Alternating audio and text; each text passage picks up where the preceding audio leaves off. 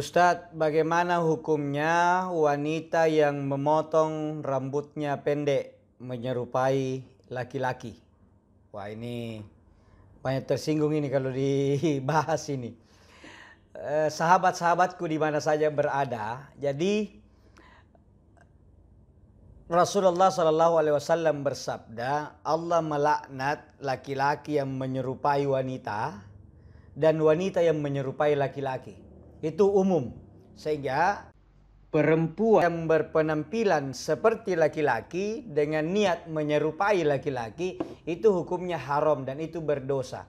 Begitu sebaliknya, laki-laki yang berpenampilan layaknya perempuan dengan niat menyerupai perempuan, maka itu juga berdosa, itu hukumnya haram. Nah, sekarang kita khusus tentang rambut. Tentang rambut. Ada 3 pendapat dalam hal memotong rambut, memendekkan. Yang pertama haram, mutlak. Tidak ada kompromi. Tanpa tedeng aling-aling. Yang kedua makruh, tidak disukai. Yang ketiga mubah, dibolehkan. Jadi yang haram mutlak itu, orang mencukur rambutnya, perempuan mencukur pendek rambutnya, sama sekali tidak ada kompromi, haram. Pertama, kalau dia memotong untuk orang asing yang bukan mahramnya. Jadi dia memang memotong untuk dilihat oleh orang luar. Jadi sengaja dia kasih pendek dengan mempercantik penampilan dan itu dilihat oleh orang luar. Jadi jangankan memotong, tidak memotong saja dilihat orang luar sudah haram, ya, sudah berdosa.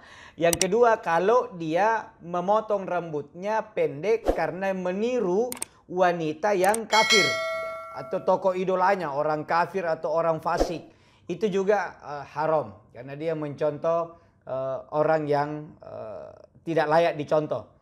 Kemudian memang dia ingin menyerupai laki-laki. Memang kenapa dia potong? Dia bilang, saya kan laki-laki, saya mau jadi laki-laki. Itu juga haram. Apalagi kalau dia potong rambutnya dan yang memotong atau yang mencukur rambutnya laki-laki, itu tidak boleh. Jadi hati-hati nih, wahai saudara-saudaraku yang perempuan, kalau pergi di salon, carilah tukang cukur yang perempuan, jangan yang laki-laki. Yang berikutnya, haram memotong rambutnya bagi yang sudah bersuami kalau tidak diizinkan oleh suaminya. Kalau suaminya tidak setuju, jangan kau kasih pendek rambutmu, terus dia kasih pendek, maka dia haram, itu berdosa. Jadi pendapat yang pertama.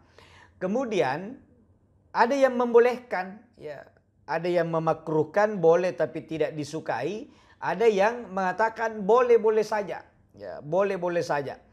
Pertama, kalau diizinkan oleh suaminya, bahkan suaminya kurang senang melihat rambutnya yang panjang. Ya, kalau suaminya bilang, kasih pendek-pendek rambutnya, saya suka. Oh, kalau selera suami silakan. Jangankan itu, anting-anting. Ya, satu di sini ditindih, dilubangi. Tapi kalau suaminya suka 3 lubang, kasih cukup 3 lubang untuk suaminya. Saya suka rambut panjang, tapi suamiku bilang kasih pendek, kikis. Saya kasih pendek, saya kikis demi suami.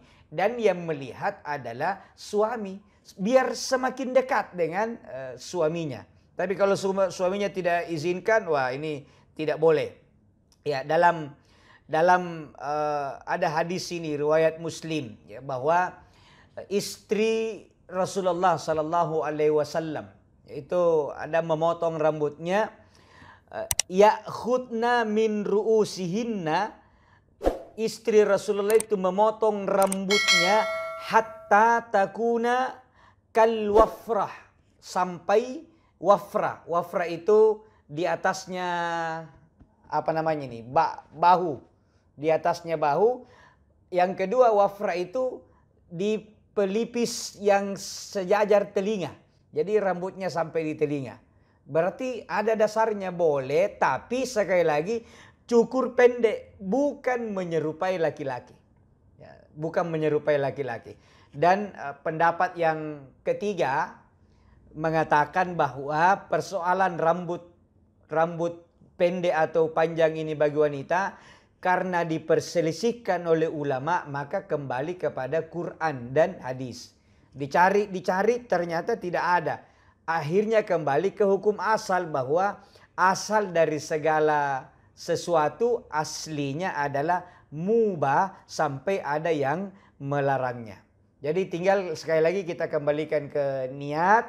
Kalau untuk mau menyerupai laki-laki tidak boleh. Tapi kalau untuk dekat dengan suami atau dengan alasan-alasan ya seperti tadi, termasuk kalau ada penyakit yang mengharuskan dia harus pendek rambutnya, itu tidak apa-apa. Ada orang cancer dan dia harus gundul, itu tidak apa-apa karena ada sebab. Mudah-mudahan ada manfaatnya. Wallahu a'lam bishawab. Assalamualaikum warahmatullahi wabarakatuh.